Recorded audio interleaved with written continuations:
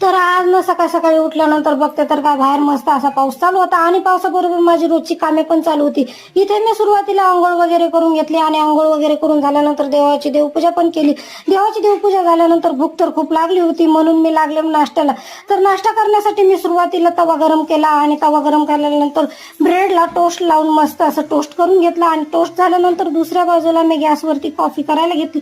तर कॉफीमध्ये मी इथे टाकलं दूध, साखर आणि कॉफी पावडर टाकला आणि मस्त अशी उकळी आणून दिली आणि उकळी आल्यानंतर आम्ही सगळ्यांनीच खायला घेतलं आणि खाऊन झाल्यानंतर मग मी बाहेर कपडे वाळत घालायला गेले आणि घातल्यानंतर मग तर मला तर टेन्शनच होतं कारण आज तर पाऊसच होता ना, पण काय करणार पावसाला.